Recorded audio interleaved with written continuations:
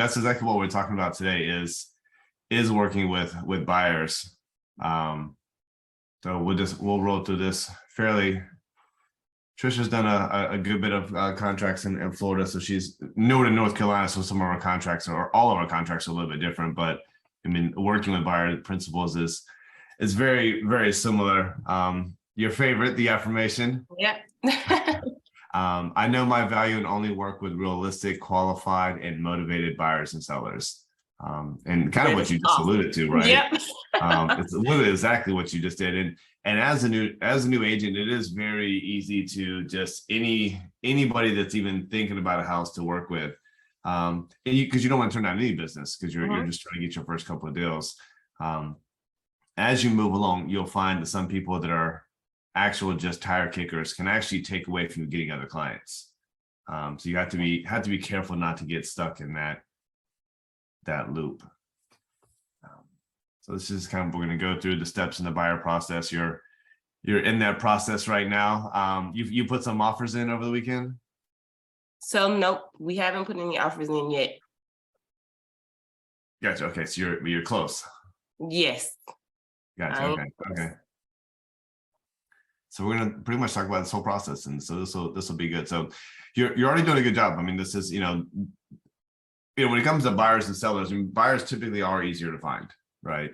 So I mean, there's a ton of ways to get them. I don't know if you've done any open houses yet, but that is a very good way for new agents to get those. Obviously, the internet, your circle of influence, which is typically your first place you're going to go to, your social media, networking, door knocking. Those are typically what you're going to work with at the very beginning. But it sounds like you're doing a great job with that. So you don't really need a lot of help there with getting that. We'll work on getting you some more listings so you can get that side as well. But it sounds like you're doing a great job with attracting the buyers. And as you can see, the buyer process it's a process. And I think it could be a lot curvier than this, to be honest. It could be a lot of ups and downs and highs and lows, and getting them qualified and getting them to actually be able to buy. Because the process with your sellers is simple, right? Like, you're going to sell, let's sell. With buyers, it's like, all right, well, did I just change jobs? Can we move school districts? Am I in a lease? So there's a lot of other, is my credit ready, right? So there's a lot of other things with buyers that you have to make sure that are lined up before you can even start the buyer process. Because if not, I mean, you might be working with somebody that's really not ready to buy for another 9 months, which is fine. And again, that's where, my favorite word, CRM, you're going to use your database and keep up with them and touch them once a month until they are ready. Because if not, then they'll find another realtor in the meantime, right? So it's important to follow up, but you have to make sure your buyers are in the buyer buying mode. I won't read each one of these, but I'm guessing where you're at right now is you've already got your buyers and you're kind of in the showing process, and hopefully you're about to be at number 8, which is offer made and negotiated. Yep. So that's where we want to get you. And that way you're halfway home when you get there, or really just beginning.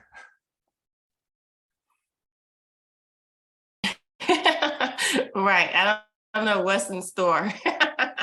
Yes. The escrow process will be very fun for you.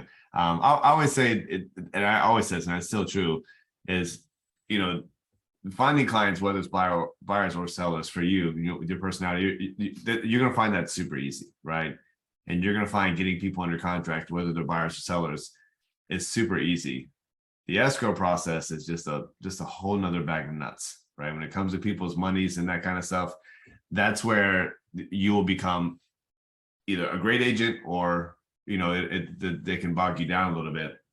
You just have to understand that, things happen in the escrow process, and you have to handle it and not let it consume you and keep you up at night. Because there's times where, like, people would just, things happen and they're out of your control, right?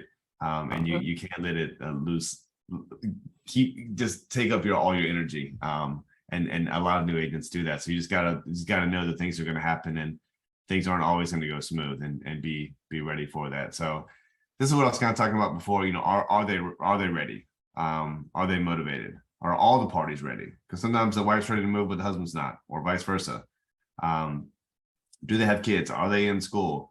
Have they looked before? And is this something that they're looking to maybe move in a year, or is this something they've been looking for a long time and they're actually ready to pull the trigger? Can they move now? Meaning, do they have a lease that's about to expire?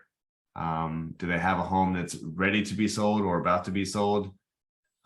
Which is obviously very, very important. And we talked about this week, I think the week before last. Ideally, would you have someone put an offer on a house first, or list their house first? List their house first. Yes. Are there Yeah. credit or legal issues? And then check for, how long they've been in their job, their income, are they divorced, name changes and things like that. So there's a lot to check for. At the end of the day, if somebody wants to buy, I hope all this stuff is good, but I'm willing to show them a couple houses and get them pre-approved. And then if they can't get pre-approved, then let the lender work with them on fixing their credit. Okay, so do I send them to the loan officer for pre-approval first before we start showing? Because that's what I've been doing.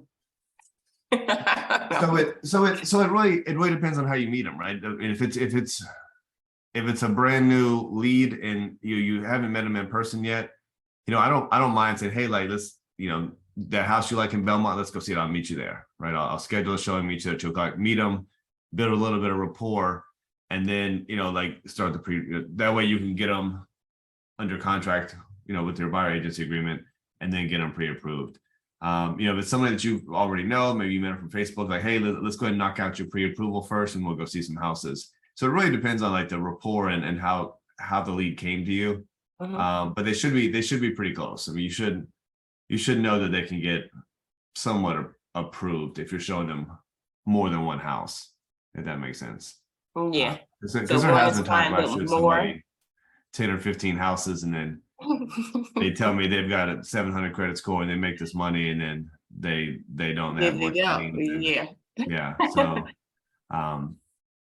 yeah, definitely do that. But at the same time, again, real estate it's a relationship building. That's all this is, right? So if you're just like, no, I won't show you any houses until you're pre-approved, fine. Then they're just gonna call Trisha, they're gonna call me, and I'm gonna show them a house, and I'm gonna build that rapport, then I'm gonna get them approved. So it's one of those things where meet as many people as you can, Mhm. and then go from there. Okay. Our buyer questionnaire, the kind of the basic information. Normally this is something I'm gonna handle, in person, in a conversation, or over the phone. And I'll email this to you as well, but just kind of the basic information that you're gonna want to know. And on the financing side, what is your ideal price range? For a lot of people, there might be 400 to 450, right? Mhm. But for a lot of people, it's not about the amount of the house, it's about the amount of the what? Payment. The monthly payment, right? Yeah, that's what I have right now. Like one of my clients, he doesn't want to go over 2,000 because right now I think he's paying like 1,750 a month. Mhm. So he was like, he doesn't want to go over 2,000. And we're working with a lender, but I guess we're just trying to figure out his price range for that monthly payment that he wants. Yeah, so that's, I mean, so you're gonna run into that a lot, where it's like, some people know what they're pre-approved for and that are ready, but a lot of people, it's just like, especially for renters, and maybe that's what this person is. It's like, hey, I'm paying $1,800 a month now. I'll buy a house if I can buy and stay at $1,800 a month because I know that's where I'm comfortable and I can't pay more, right? So now you're just kind of doing the math backwards. Like, I had $1,800 a month. What is that? 275? Is that 300? So is that your price range? And then working with the lender and seeing, depending on their credit, what that is on a monthly payment. And then going and seeing houses in that price range, right? So if he's at 1,700 or 1,750, maybe it's 275.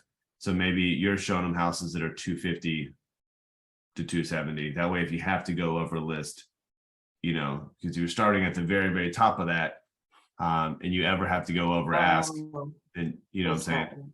Yeah, that's really That's the way I great. like. That's the way I like to do it because it, especially the way that the market has been, you know, it's still pretty common to pay at least list, if not a little bit more. So if you're looking at houses that are 290, 295, and he's trying to win them at 275, it's probably not going to happen, right? So just try to Okay. lower the price a little bit and then go from there. But that's what you're going to get a lot. So get used to that, and then just, you know, people that are renting say, hey, look, if I could get you in a house and keep your payments around the same, wouldn't you rather buy and start building equity every single month instead of throwing that money away? And they will always say yes. So the monthly payment game, the reason I brought that up is that's a good way to get a lot of clients. Okay. Welcome back, Trisha. Hi, Miss Tricia. Good morning. I had to get on one that you could hear me because the other computer I was on, I couldn't. Oh, okay, good. Yeah, audio. we can hear you now. Good morning. Good morning. So the first step is the loan approval, like we're speaking about. It sounds like you have a loan person that you're working with. You know, my typical way of doing it is shooting out an email. Hey Tony, this is my potential client, Becca. She's awesome. Just met with her. We're looking at a couple of houses in the Belmont area in the 3 to 350 range. I'd love if you could help us get her pre-approved. Here's her information. Let me know if you have any questions. And, you know, have her CC'd in the email and my lender, and then just let them take it, right? Okay. That's how I normally do my introductions, and then they'll involve me if they need me.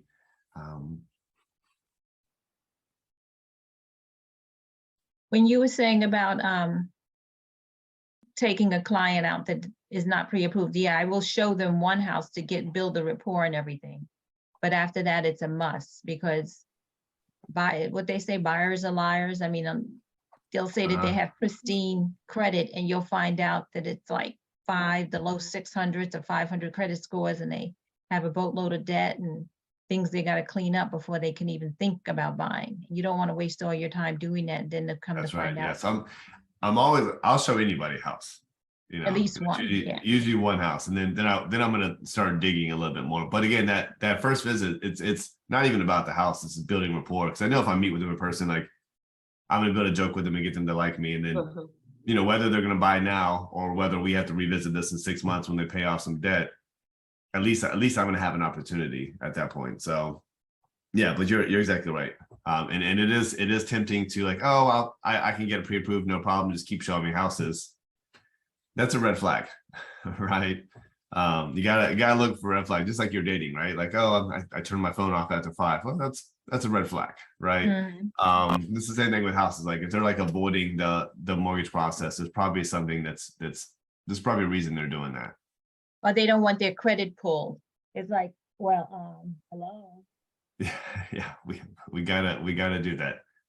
And especially in this market, you need to make sure they understand that in order, when they see the house that they really, really want, they have to be able to go at it. Yeah, you gotta have Because your if ducks in a row, not, because if yeah, if you haven't started that process and you actually do find their dream house and you haven't pushed them to actually get pre-approved, you'll lose clients. They'll get mad at you because you haven't done your job and got them approved. You know, because if someone else puts an offer in first because they already have their pre-approval, then that looks bad on you as well. So you have to push for that always. This is just some basic stuff. Verify the loan amount. I like to talk to the lender if I can. If I didn't recommend them, I do like to talk to the lender and just kind of find out exactly what they can do. Educate your buyer about the process, what's going to happen over the next 30 to 45 days. Obviously, get your paperwork signed, and then schedule more showings. The pending pass. So this little picture is basically the escrow process from that one map that we showed a long time ago. This one, or no? The pending path, that number 10 is basically this. So there's a lot more dots just within that one document that we showed. So, getting under contract, right? You submit an offer, they counter it, you initial and accept it back, and then now you have an actual contract. That's how it happens. And then scheduling inspections, appraisals, right?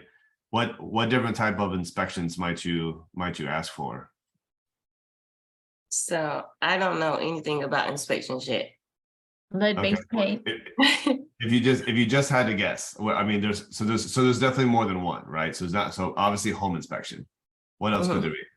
lead-based paint. Yeah, That's for older homes, right? Mhm. all right. So you Um, got home inspection, lead-based paint. What about pest? Oh, yeah, the termite. What Termite. about radon? So radon is a test that you should probably recommend to everyone, at least to throw that option out there. It's an odorless, something that's in the Gas. air that can cause cancer, right? If it's out of the country, you might need a well and septic, right? So you might need a septic test, a well test. There's a lot of different things that you could have. You might have an engineer inspection, right? If it's a basement, it's a crack in the foundation, maybe you're going to have an engineer go out and check on that before you get through due diligence. So there's a lot of different things that can be inspected. Obviously, the home inspection is the normal one, right? And if your person is financing, right, you have to have an inspection, right? Most lenders are not going to allow you to buy a house without it being inspected and make sure there's nothing majorly wrong, right? Because they're lending the money towards that. If they pay cash, can they forego the inspection? Do you think? They can, but it's Yeah. not advisable. Right. So yeah, so if your person's paying cash, 100%, they don't have to inspect anything if they don't want to. As an agent, you always want to recommend that they have it. Say, if it was my house, I would do inspection just to make sure there's nothing wrong with it. And even though they're telling you they don't, you want to communicate that with them. I like to have it in writing. Shoot them an email, like, hey Becky, I know you don't want to do the inspection. I just want to say I recommend it. I think it's always good to have, but if you don't want to do it, I understand. But at least have that in writing, right? So if they come back and they're in the house 6 months and then something majorly wrong with the house, they can't come back and say, hey, my agent Brian said I shouldn't do the inspection. Like, wait a minute, I did not do that, right? What about on a new house? Yeah, I was just gonna say, I even have inspections done on brand new houses. We're waiting on one now here in Florida. Yeah, And I so told, especially being that it took so long, I said, we definitely are gonna have a home inspection. It's a minor and it's a major investment. So yeah, so even on a brand new house, Okay. you want to, your buyers are going to often say like, hey, it's a new house, I don't need to spend $500 or $600 on an inspection. But you should. I've got an $800,000 house in Huntersville that the inspection came back and there was pages and pages of stuff wrong, right? HVAC, plumbing, electrical, roofing, right? On a brand new Surprised how house. they cut corners, yep, to get Yeah, it so done. you gotta protect yourself. So the repair process is big. And again, you're doing all those repairs by when? In the due diligence Right. period. So before, so say if the due diligence period ends July 20th of this month, when do you want to have your last inspection scheduled by? Before that, right? Yeah. Definitely before, right? I So mean, before the 20th, just like so a you week know, or so before. at least a week, right? Because so if you get an inspection on Monday, like I have an inspection this morning on one of my properties, I might not hear back or get the buyer might not even get the inspection report back for 2 or 3 days. And then once that inspection report comes back, oftentimes the buyer's agent and the buyer is going to spend a few days processing that and putting together a due diligence request, right? So it's oftentimes a week from when someone inspects a property that you're getting that information back. So you want to schedule that stuff as early as you can, because once you get it and you submit it, if you're on the buying side, you submit that due diligence request. Now you've got to negotiate it, right? What you don't want to happen is it is 3 o'clock on the 20th and that due diligence period ends at 5 o'clock on the 20th and you're just submitting that, right? Because once that's delayed and you're past due diligence period, your buyer's locked in, right? Mhm. So you want to have this negotiated in time, and you want to have time to back out if you need to, right? So make sure that, again, your first couple of times, it's going to be such a whirlwind, right? It's okay. I'm Um, gonna call you guys. yeah, you better be. Call you a million times. A little tip is Mhm. on your calendar, 123 Main Street, closing date, 123 Main Street, due diligence period ends, 123 Main Street, inspection, right? So have it all on here, and then that way you can see them, right? So do that for yourself as they pop up, so you can keep track of it easier. Write it down. I mean, I have it written down on sticky notes. I have it on my whiteboard. Yeah, just try to keep track of it as much as you can. But the repairs and having the repairs done in time is huge. And then sticking on the lender, right? I check in with the lender at least every week to say, how are we looking? Anything popped up? Anything new going on? Like, are we trending in the right direction to close on the 28th, right? And maybe they're saying, hey, if your client Becky doesn't pay off her credit card by next Thursday, we're not going to be able to rerun her credit in time, and she's not going to close, right? So even though the lender's probably telling your client that, like, you need to get on her butt, like, hey, like, I need you to do this, like, make sure that you're getting everything to the lender and getting it done. So you need to stay on top of the lender. Title issues, that's more like the attorney's going to handle that, and they're going to let you know what they find, right? So you want to be, the attorney will email you when they need something, right? Okay.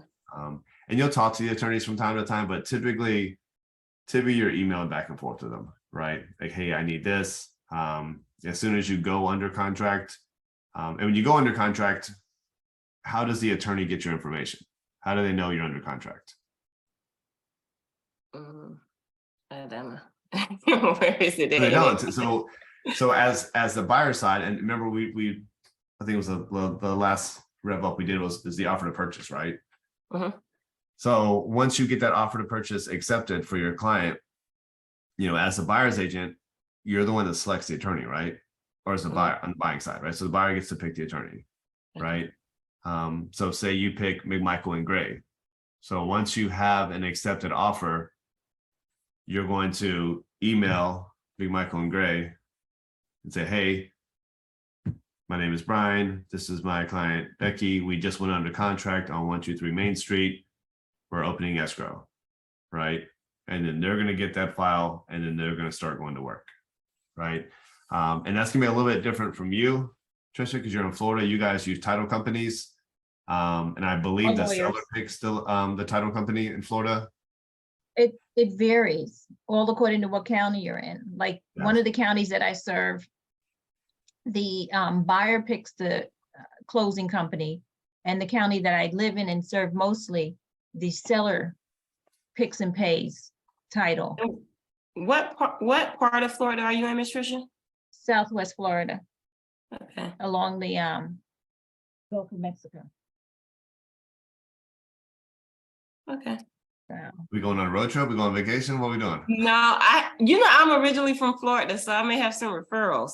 I just want to know like which part. I'm originally from Florida too. I was born in Fort Lauderdale. Are you Jacksonville? 99. okay, that's near the top. That's like going to Georgia. That's Mhm. leaving the state. Yeah. Excuse me. So yeah, so title stuff again. You're opening escrow. You pick the attorney, and then once you get under contract, you're emailing the attorney. And what they're going to do right away is they're going to send you a buyer information sheet, and you're going to have your buyer fill out that information. And then if you're on the listing side, they're going to send out what's called a seller information sheet. And the seller information sheet is how much you owe on the house. Do you have a mortgage on the house? Who's your title company? And all their information, so they can start doing their research, right? So the sooner you get back to the attorney, the sooner they can pull all the stuff. So if there is an issue, they have more time to do it. Closing the transaction and then moving in. So that is the pending path. So there's some steps once you get under contract. So I think getting under contract is the easy part. Getting to this is a little bit tougher, but yes, it'll be a whirlwind the first couple of times, but you'll be hopefully blowing us up on the phone, and we'll help you through it. Let me ask you, you said the due diligence period. they have the home inspection and everything. During that due diligence period, if something comes up that the seller doesn't want to negotiate repairs or whatever, the buyer does not get that, never gets that due diligence money back, do they? That they Yeah, the paid due out. diligence money is basically gone right away. There are very few times that you're going to get the due diligence money back. I actually just had it happen where they've got it back, but yeah, so in North Carolina there's due diligence money. There's always a due diligence period in all the states, but in North Carolina there's due diligence money and there's earnest money. The due diligence money is basically the money that you're paying someone to take their house off of the market, right? And that used to be just a couple $100, and then COVID came, and then it got into thousands and thousands. But yeah, so once you write up an offer within your first 24 hours, your buyer should be handing over that due diligence amount and giving Once it it's accepted. Good, right? When it's accepted, correct? Yes. And that money, yes, as a rule of thumb, that money's gone. They will never get that money back. Who made up that law? North Carolina. Where did they, I mean, why would you throw away money? I mean, just give and because the seller can accept that money knowing that they have issues with this house that they haven't disclosed. Well, I mean, it's that's sort of where it gets unfair. hairy, right? So if there's a situation where like they didn't disclose certain things on purpose and they're hiding stuff, you can get legally and maybe get that due diligence money back. But that's what I'm saying. As a rule of thumb, just assume that due diligence money is gone. But it's also a good way for the seller to know that you're serious about the offer, right? Like if I get an offer, and a lot of times if I put a listing live, I'll get an offer right away from something out of state and it's full price with zero due diligence down. And I'm just like, and a long due diligence period, which means they can back out anytime they want. They've got no skin in the game.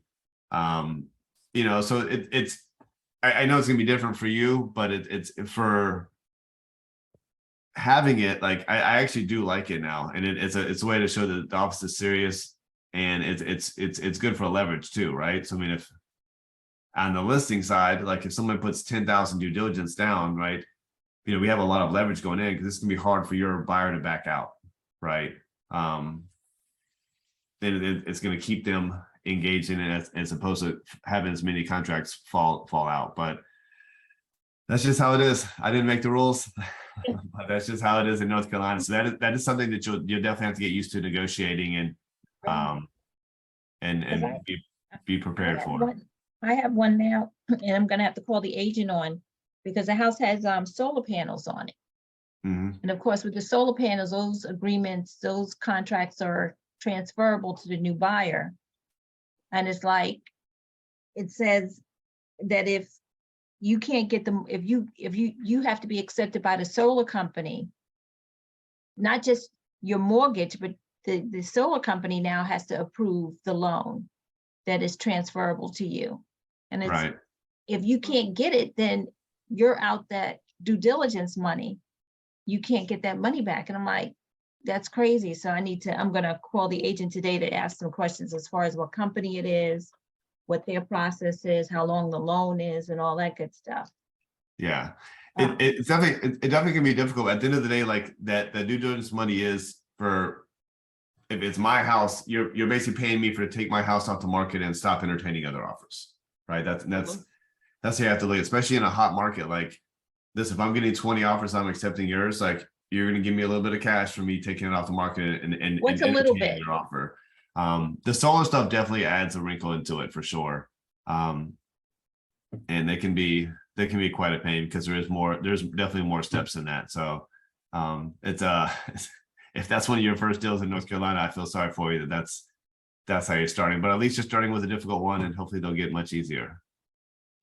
So where does the due diligence money go, like on the back end? Like if the buyer pays due diligence, does it goes towards closing at the end, or what happens to the money? It does go towards the price of the house. So Okay. say it's a $200,000 house and they put 5,000 due diligence and 5,000 earnest, right? So effectively at the end, they're paying 190. They've already paid 10, if that makes sense. Mm-hmm. Yeah. And have you heard of buyers writing personal letters with their offers? Love letters. I don't Yes. know what it's called. My friend told me she Yeah. did it. at They're her not house. allowed in your Because- state, though. They're They're not allowed in not. North Carolina. They're not allowed anymore. And actually it's in Okay. here on one of these next few Oh, okay. slides that we're going to. But yeah, we don't do it anymore. Yeah. Because it's Okay. I guess what the state found is it's an easy way to discriminate, right? Someone says, I have this many kids, or Mhm. I'm this religion, or I work here, so people are Yeah. it's just too easy to discriminate, and we just cut it out altogether. So don't do it. Okay. Because you don't, yeah, because you But- don't, you can get in a lot of trouble I wanted if to know, if 'cause your that- offer was selected over someone That got brought else's. up in a conversation. Yeah, yeah. So it has been kind of a hot topic for a while, but it can definitely get you in trouble. So try not to have anything in writing like that that can bite you in the butt. Representation signed, definitely a big part of your job is making sure that you're getting your buyer agency agreement signed, right? Mhm. And for a lot of agents, they find out the hard way. They work with a bunch of clients and then they never get the paperwork signed because they're too scared to ask for it. And then, oh, my friend at church is a realtor, in which she showed me a house, and I bought a house with her, right? Like, Mhm. that's what you see. So you want to make sure that you're getting that loyalty signed both ways, right? So you're working hard for them, and they're giving you all their loyalty as well. So sounds like you're already on your way to doing that. And there's a million different ways to explain it, but yeah, at the end of the day, it allows me to represent you, and that's kind of what you want them to know. What do you think you'll say if a buyer says, I don't want to be represented by anyone? Mm. Well, how would I talk to them in the first place if they didn't want to be represented by anyone? Yeah, I mean, just to say you're out at Sycamore Brewery and meet somebody that, yeah, I'm looking to buy a house. Obviously, you're going to chat them up, right? Mhm. And then they say, well, I don't think I want to be represented. I just want to buy without. Okay, They want well, us to talk I to the was- seller's agent. Well, I would say, well, that's fine, but if anything changed, here's my information. I still find a way to get their information, so that way I'll just stay in contact with them just in case anything changes. I Because usually I- tell them, Why? But I I mean, usually- so who pays? So a lot of times for a buyer, they get nervous just talking to an agent because they don't want to spend any money, right? But like in most states, or maybe all states, North Carolina, the seller pays the commissions and the buyer is paying the closing costs, right? So some Mhm. buyers don't even know that. So maybe they think just talking to you, they're gonna have to pay you a commission. Like, look, it's free for the buyer side. Like, you don't pay any commissions. It would be silly. It would be irresponsible for you not to have an agent, right? You Mhm. see people selling their house try to do it without an agent because they're trying to save commissions. But on the buy side, you always want to be protected. You always want to make sure you have the right paperwork. You want to make sure you have my expertise getting you through the escrow process. Because finding the house is easy, Mr. and Mrs. Buyer.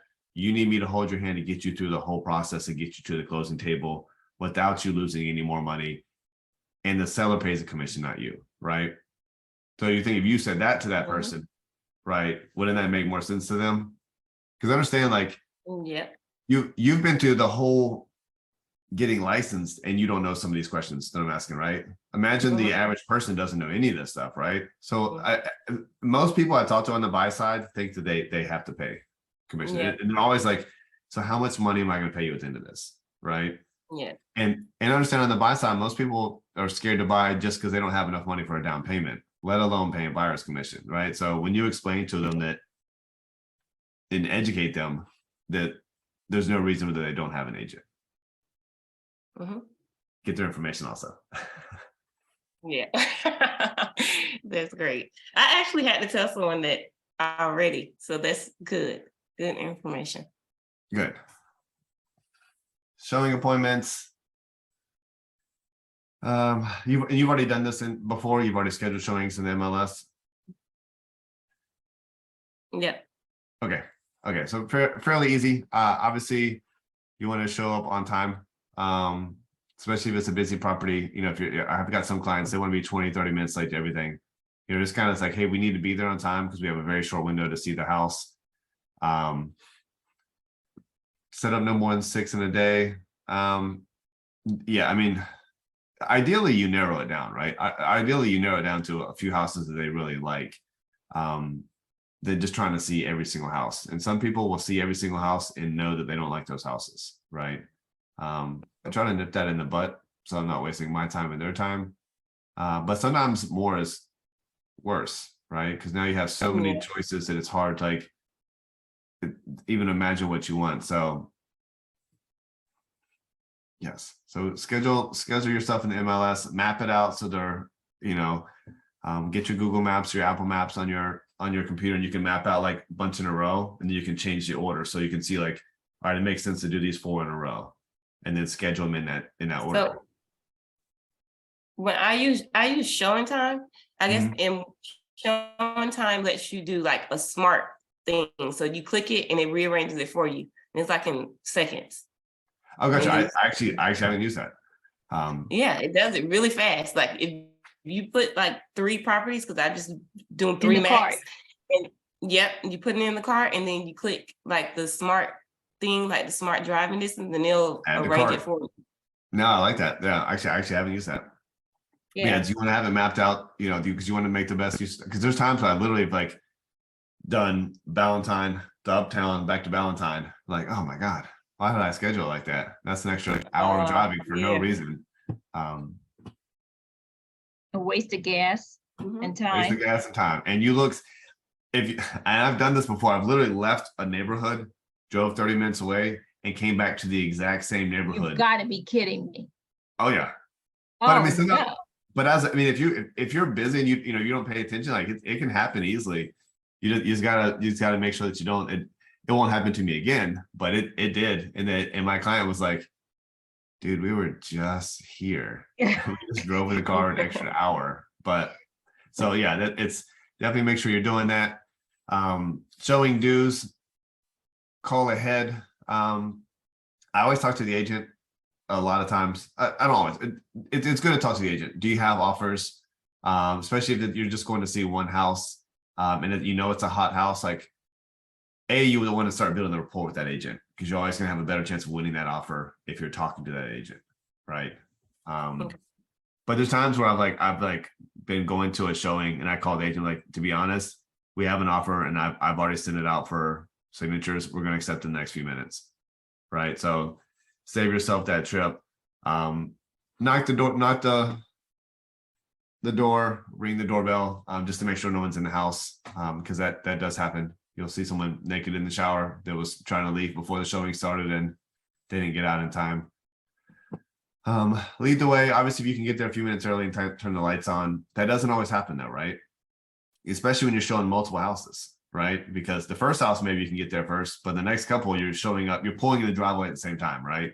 So you're seeing the house the same time they're showing the house, right? So for that, I like to have all my showings, like save them in as in a PDF. And as I'm like walking in the house, I've got the MLS sheet up on my iPad. I'm looking at it. All right, this one's 2,600 square foot. It was built in 1986. Like, so I have all that information because they're going to ask you that while they're walking around, right? So just try to have that handy, even if it's on your So phone. do you give each one of them paper from the MLS, like that sheet? I don't normally print stuff out. It depends on it depends on the client, but most clients I don't. Okay. I usually just I have it on found it- my. I found it's a waste because it's so funny. I've given the sheets out or even abbreviated, info sheets out to them. And I said, well, write your notes on it as we're going through the house. And every time we stop at a house, that sheet's in the car. Oh, I left it in the car. Well, you need to bring it with you so you can note whatever you find, and Yeah, they don't. makes And then when they get back in the car, they don't write anything on it. So I just got to the point I no longer, I send it to them. And a lot of by times, an email, as a and that's listing it. agent, I print out flyers and put them on my kitchen counters. So when the buyer's coming in anyways, they can just pick up one of my flyers. Yeah. Okay. But it does look good when you have it on your phone or iPad or computer. So when you're Yeah. walking around, they ask you a question, is this one on septic? You quickly like, no, this one's on city sewer, right? So you can just quickly like have those answers because you can't remember all that stuff, especially if you're Well, showing. I have my own sheets and I write my own notes on my sheet Yeah, Yeah, that's what Yeah. I've been doing, writing my notes down. on each And then- one. hmm so watch and listen, get feedback from the house. And sometimes they do need a little bit of encouragement. Like don't sell a house that they obviously don't like, but if they like it, like help them point out, the things that they really like, right? That they've been telling you they really want a large bonus room because they have 3 kids. Like, look at this, but like, can you imagine your kids in this room, like playing around, like, help them envision it. It's not on here, but one thing you want to make sure that you're not doing, and that this one's the don'ts. Almost every house now has cameras, right? The ring doorbell or up in the corner cameras. People have cameras inside their house, especially at that front door. When you're opening that door, don't say anything negative about that house. It's very easy for an agent like, oh, this neighborhood's terrible, or we're not going to like it. Don't do that. Don't let your buyer do that. Like when my buyer's like saying something about the house, I'm just pointing to the camera. I'm like, let's get inside the house, or let's wait till we leave. Right. So just be cautious of that. I know it's easy to forget, but just assume that you're always on camera. Right. So just be careful what you say. Okay.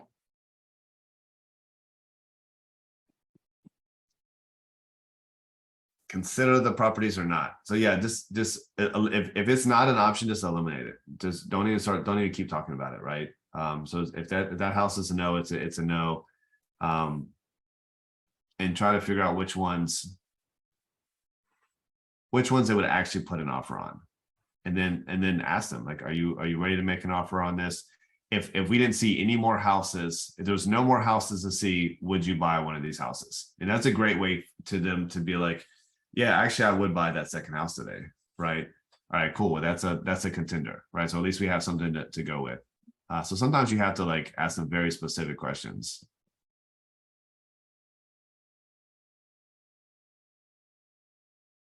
Key areas of the offer, and we talked about this one in the last one. We did the offer to purchase, right?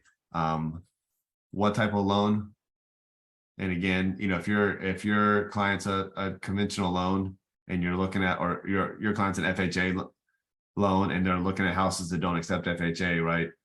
Make sure you're not wasting your time, or talk to the agent and see if they would accept an FHA offer, right? Okay. Or if they really, really love that house and have to see it, talk to the lender and say, hey, look, is there any way they could go conventional, Okay. right? Inspections, repairs, I mean, these are all things, parts of the offer that you want to have put in there. And then understand that, you're typically going to get price or you're going to get terms, but you're not usually going to get both, right? Meaning, maybe you want to close super quick, but you want to offer a low price, right? That's probably not going to work, right? They're going to at least want to get their money if they're going to have to get out of the house sooner or something, right? Or if you want a really long due diligence period, you're probably not going to get a lower price, right? So some of your, it's a negotiation process, right? Some of your offer has to favor you. Someone's going to favor them. Give and take. What is the normal amount of time for due diligence period? Like a standard time? There's no Or is it standard not time. standard time? Everyone's different. So I usually do around 2 weeks, sometimes 3 weeks. 10 days is about as short as you'll if you're doing an inspection. 10 days is about as short as you'll see.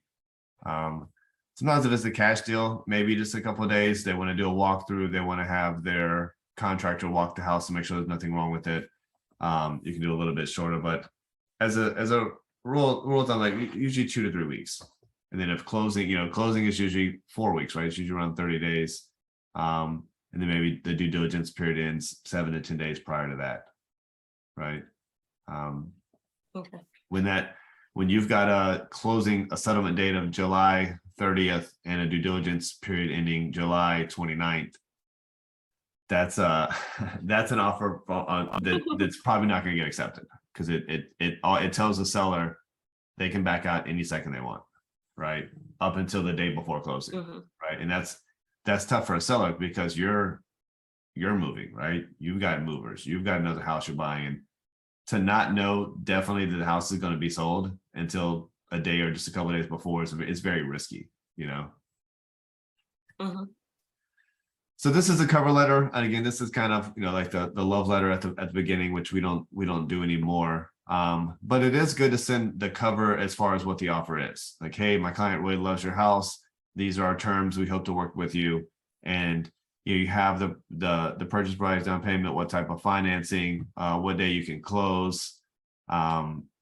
It looks good because when I get an email and I have all this in there, instead of opening the actual offer, I can just see this really quickly and know what it is. So I always appreciate when a buyer's agent like sends me the details of the offer in the body of the email. Okay, Yeah, it's a good look. I can't see it for some reason. Is it a template? Or is it just, you just write what's going on in the offer? Just what's going on in the offer. Okay. I mean, you can't see this page right Okay, here. yeah, now I can see it. Oh, okay, I sorry. am crazy. No, it was me. It was me. I had the view on the wrong thing. Yes. Can you email me that too? Yes, So I can have- but yeah, I mean, and sometimes I'll text this as well. It's like, you know, hey John, I just sent you an offer. Here's a quick details. The offers for 463. We're doing conventional 30-day close, 2-week due diligence period, 5,000 due diligence down. Let me know if you have any other questions, right? Like, you know, that you can do that as well, but it is very helpful, and agents love when you do that.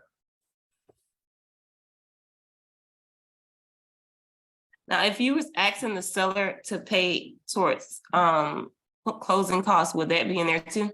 I think we talked about that last time when we were doing how to make. Yeah, an I offer. might put in there seller credit, $4,000, you know, somewhere in there. And then maybe they would counter the price based on the credit, but yeah, if I was asking for credit, I would put that in there too. Okay. But again, a seller credit is not, it's not anything negative. And when you're on the listing side and you explain that to your seller for the first time, a lot of times they might get offended or upset. Like, I'm not paying $4,000 for their closing costs, you know, but realistically it's, hey, this person has done their due diligence. They've already talked to the lender that this is exactly what they need to close. And this is how much they need. They need a little help so they can buy your house. We don't want to counter this, or they can't buy the house. Mhm. Right. So if the offer is 200 and they put in, if the listing is for 200,000, for example, and the offers for 200,000 with a $4,000 seller credit, you know, basically that's an offer for 196, right? So instead of countering that seller credit, I would say, hey, as a listing agent, say, hey, look, let's counter back at 204, right? Give them the $4,000 seller credit. We still get our full price, and they still have enough money down so they can actually buy our house. Right? That's how I would negotiate that. Okay.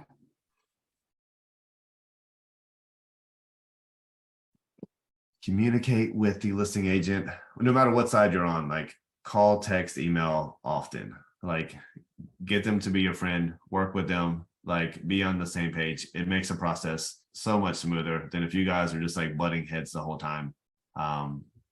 Things turn ugly, but talk to them at least once a week. Even once you get under contract, just touch base with them once a week. A lot of times on the listing side, they might have a transaction coordinator, and usually they'll CC you in on that, and just email everything to that agent and to that transaction coordinator, so they're all getting the same information. Okay. This is exactly what I was saying before. And I can't see you being mean with anybody, but the nice, sometimes you have to be. But for the most part, if you're doing a good job building rapport with the other agent, just like you do with your clients, and being nice to them, like getting through a tough situation is a lot easier when you guys are both on the same page and being friendly. So try not to, I mean, sometimes you're just gonna have to, so there's just some agents out there that are just nasty, and you're just gonna have to find a way to work with them. But again, I like to kill them with kindness. Mhm. Obviously, you're gonna have difficult buyers throughout the process. Again, when it comes to spending money, they can be difficult then, but at the end of the day, sometimes the best process is just to get to the finish line, right? Because again, if they back out instead of spending an extra $500 on inspection, or spending this money to get this done, or spending another $1,000 to pay off a credit card, it's better than losing the $3,000 they put on due diligence money. Right. So sometimes you just have to say, look, like, I know you don't want to keep spending money, but we're almost at the finish line, and we can either spend this much more money or lose all this money that we've already got. Right. So we're not going to get a refund on the appraisal and the inspection and due diligence. Right. Mhm. So sometimes you have to have tough conversations with them. And I the think we buyer covered- pays for all of that, Say like again? all of the inspection, the buyer pays for all of the inspection, like their home inspection Mhm. and appraisal and everything. Yep. Okay, so do they calculate that into the price of like the money they have to buy a home? Yeah. So usually the lender will say it's going to be about 16,000 total for you to buy a house, and like 500, that's going to be the appraisal, 600 be the inspection, 3.5% of that's going to be the down payment, 1% for the loan origination, and another $1,200 for the attorney. So you'll usually calculate that out. But that is one thing that you need to let your buyers know, like, hey, we're going to put 2,000 due diligence, 2,000 earnest, and then right away we're going to do inspection and appraisal, right? Just say they're 500 each, right? Like, so that's coming out of your pocket right away, right? So there's sometimes where you put so much due diligence earnest money down, they don't have enough money to pay for the inspection appraisal to their next paycheck, right? Mhm. So just kind of make sure that they know, because they can get very frustrated with you if they didn't know that they're going to have to pay that. Okay. So seller's market is when the inventory is roughly 1 to 5 months. The balance market is 6 months, and then a buyer's market is when there's 7 to 12 months worth of inventory. And you can see a lot of that stuff in the MLS playing around with that. We still are in a seller's market right now, which is good for sellers, not quite as good for buyers. So I need more sellers. Presenting the offer, obviously, ideally, if you could do it in person, that's great, but doing it in person it's not easy, right? And it's hard to do that, especially if you're getting multiple offers. I like to get them on the phone and have the offer ready to be shared with them, and explain the offer to them over the phone, and then send it to them, right? So I like to tell them what the offer is, and then seconds after I tell them, put it in their hands electronically so they can look at it. If you're just emailing them offers and not explaining it to them, I just don't think it looks as good, right? I mean, if you just got an offer in your inbox and your agent didn't call you or explain if it's a good offer, bad offer, like, you'd be confused.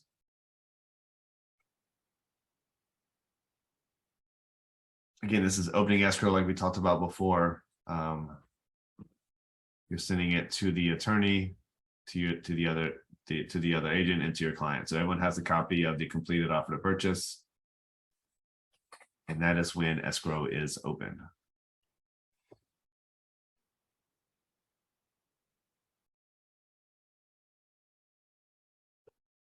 We've already talked about this one. Loan docs, and this is something your lender will help you with, but this is, you gotta, and I know I keep saying this, but you have to stay in contact with everybody, right? Your client, the other agent, and the lender, and the attorney, right? So there's a lot to do for each transaction. But you really want to make sure on the buyer side that you're staying in contact with the lender, and all their docs are going to be prepared in advance. That they have to have their CD, the closing disclosure, 3 days prior to closing, right? So if you're closing on a Monday and your client hasn't received that CD Friday or Thursday, then they're not closing on Monday, right? So you've got to make sure your lender is getting them all the docs that they need in a timely manner, or you're going to be rescheduling closings, which happens, but that can throw people off, right? You delaying the closing means the seller might have to delay the buying of their house, right? And a lot of times people have movers scheduled weeks and months out, right?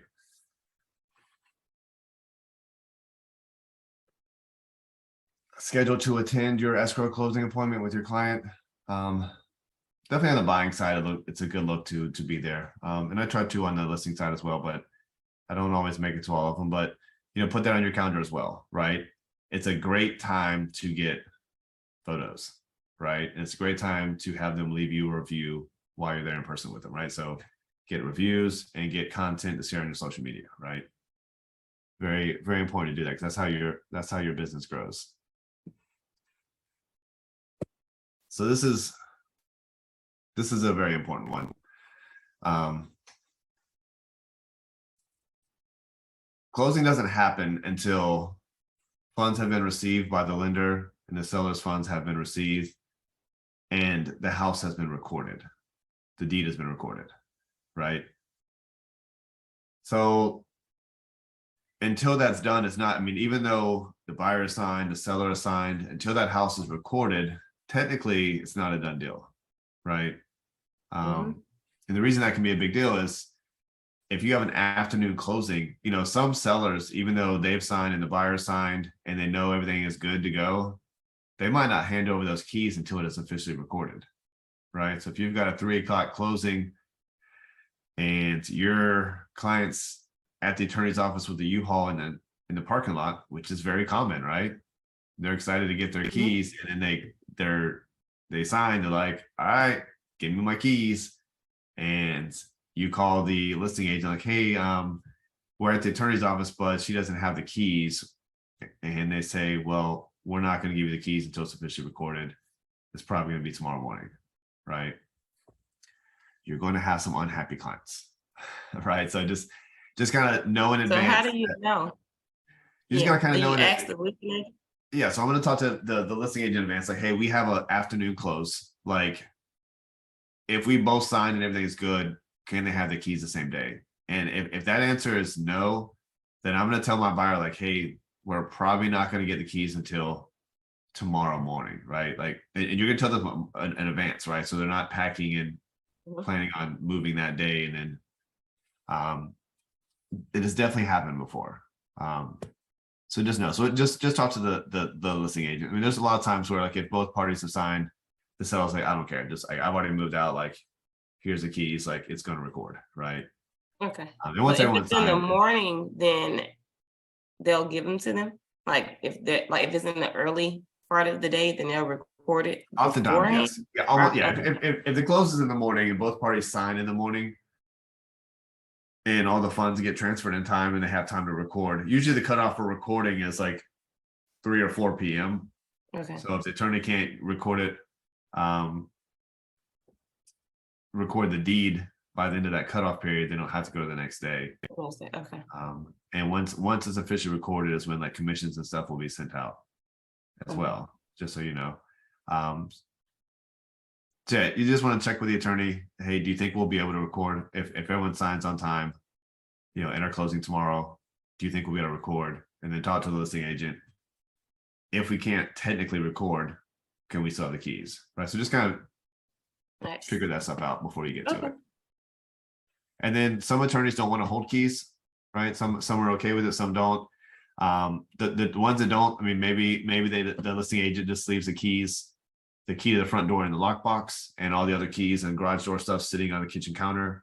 And you can go and get that for your client, or your client can go, and then the listing agent will go pick up their lockbox later that afternoon. Right? Okay. So that was a lot. It was a lot to take in. There's a lot of process on the buying side. But any questions from that?